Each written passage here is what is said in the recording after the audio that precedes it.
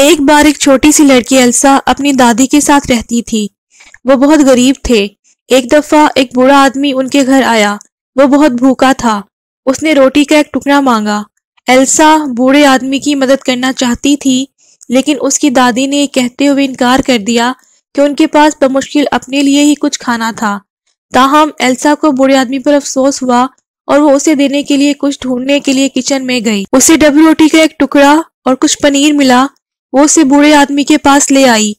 وہ شکر گزار تھا اور جانے سے پہلے اس نے ایلسا کا شکریہ ادا کیا۔ ایلسا نے خوشی محسوس کی کہ وہ کسی ضرورت مند کی مدد کرنے کے قابل ہے۔ اگلے دن بوڑھا آدمی واپس آیا اور ایلسا اور اس کی دادی سے بات کرنے کو کہا۔ اس نے انہیں بتایا کہ وہ دراصل ایک پری تھی اور وہ ان کی مہربانی کا امتحان لے رہی تھی۔ وہ ایلسا کی سخاوت سے بہت متاثر ہوئی اور اسے انعام دینا چاہتی تھی۔ پری نے ایلسا کو لکڑی کا ایک چھوٹا سا ڈبہ دیا اور اسے صرف اس وقت کھولنے کی ہدایت کی جب اسے واقعی مدد کی ضرورت ہو۔ پھر وہ بغیر کسی لفظ کے غائب ہو گئی۔ کئی سال گزر گئے اور ایلسا ایک خوبصورت نوجوان عورت بنی۔ ایک دن اسے ایک خوبصورت شہزادے سے پیار ہو گیا جو قریبی ریاست میں رہتا تھا۔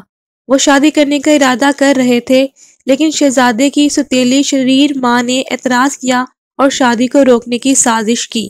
مدد کے لیے بےتاب ایلسا کو لکڑی کا وہ ڈبہ یاد آیا جو پری نے اسے دیا تھا۔ اس نے اسے کھولا اور ایک جادوئی چادر ملی جو اسے پوشیدہ کر سکتی تھی۔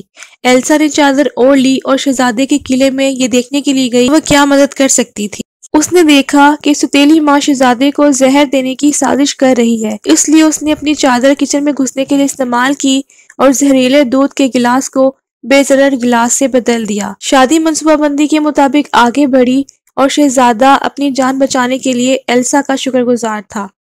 شہزادے نے ایلسا کو شادی کی پیشکش کی جو کہ ایلسا نے قبول کر لی۔